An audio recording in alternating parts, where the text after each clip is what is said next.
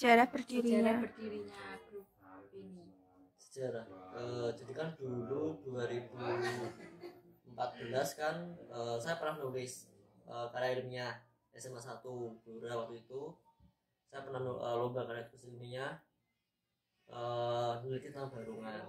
Terus saya ngambilnya dari Desa Guntur Seto. Terus 2014 nulis tentang RGS, terus 2015 karena sering istilahnya sowan ke OBD RGS, kelamaan ikut nimbrung di situ, ikut belajar itu. Terus tapi waktu itu belum kepikiran buat ngedirin grup ya. Terus hadiah dari lomba itu kan waktu itu menang. Terus saya beliin Barungan saya pertama kali. Terus akhirnya 2016 saya bentuk grup, namanya waktu itu masih Sarjuna Musiko. Nah kebetulan juga kan waktu itu kan SMA 1 banyak event banget. Waktu itu kayak ada karnaval, opening BEF, opening duta wisata gitu kan. Waktu itu saya melihat teman-teman punya antusias, punya bakat, tapi kita belum bisa dimaksimalkan dari pihak sekolah. Akhirnya terus saya sama teman-teman yang SMA 1 Blora berusaha saya kumpulkan. Akhirnya terbentuk Sarjuna Kedua Musiko. Itu Februari 2016.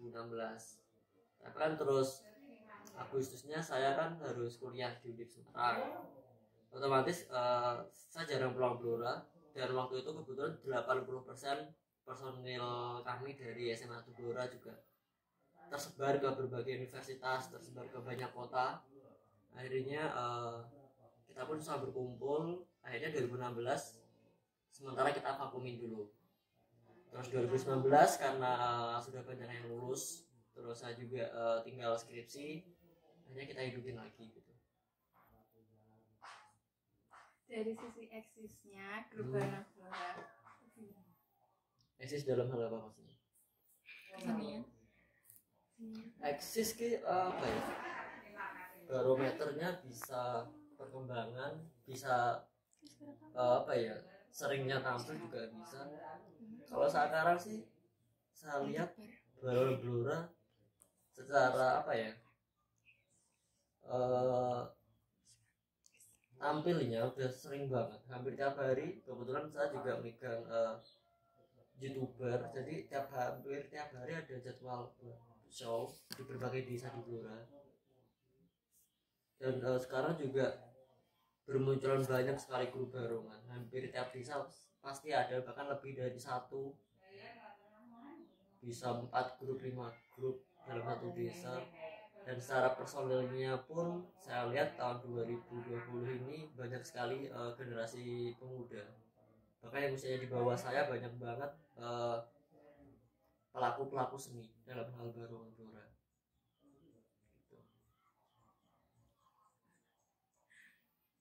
Gaya pemain atau tampilan Barungannya ada ciri khasnya atau? Kalau dari grup saya, Iya. kalau secara fisik kan, secara fisik visual Barungannya, karena saya dulu banyak belajar di RGS, memang kiblatnya masih nggak jauh dari RGS, tapi secara fisik. Cuma kalau secara penampilan sebenarnya kita berusaha untuk mencari hal yang beda yang belum pernah ditampilkan. Jadi saya dibantu banyak teman-teman, kita berpikir bareng gimana mencari warna lain buat Barungan. Meskipun tokonya sama, setidaknya penampilan kami jangan sampai sama yang lain. Bukan berarti kami gimana sama RGS, tetap saya hormati beliau, guru saya dapat ilmu Barungan banyak dari sana, dan juga yang mengenalkan Barungan saya pertama kali juga dari RGS. Cuma kita berusaha biar penonton ada alternatif lain. Ternyata Barungan juga bisa ada penampilan yang berbeda. Nah kemarin bulan lalu kita pentas bareng di markasnya Desa Guntur Seto di Kunden. benar-benar kita penampilan 100% hasil pemikiran teman-teman Kumara, khususnya saya, Nita, Mas Endi, Guntaris Unes, di Riko Dalang. Kita istilahnya kita rembukan bareng, akhirnya terciptalah penampilan yang baru. Mulai dari kostum, jalannya kita sudah berbeda, penampilan rampak bareng sudah berbeda, dan yang sangat signifikan itu penampilan jaranannya. Umumnya jaranan kan kemarin kita hilangkan. Dengan itu hasil konsultasi juga sama senior, dengan bukan berarti maksud kami untuk merubah pakem, cuma itu tadi kita berusaha untuk hal baru. Memang kemarin masih ada pro kontra, ada yang setuju, ada yang enggak, cuma mungkin itulah perjalanan ketika kita berusaha untuk menciptakan hal baru yang belum ada. Jadi itu nanti akan kami gunakan sebagai identitas buat kami. Garapan musiknya ada yang beda sama barengan lain? Overall sih sama sih, barengan juga kempol 6, tulik-tulik, cuma garapannya yang berbeda. Itu tadi misalnya jaranan biasanya kita berusaha ubah sejak kemarin. Awal mula kita keluarkan waktu di Bunden, sudah kita ubah jadi sudah ada warna yang berbeda tanpa merubah pakem. Tung dalam jalan masih tetap kita gunakan, cuma iringan notasinya kita ganti. Tapi itu pun kita nggak sembarangan, karena juga hasil pemikiran dari senior kami yang lebih paham juga. Hanya baru kami berani menggunakan, dan ketika saat bertanya ke Om Didi RGS pun beliau mengapresiasi yang kami tampilkan. Beliau menganggap kami itu tadi sebagai sebuah perkembangan. Terus mungkin ada lainnya, cuma nanti bisa dilihat di YouTube.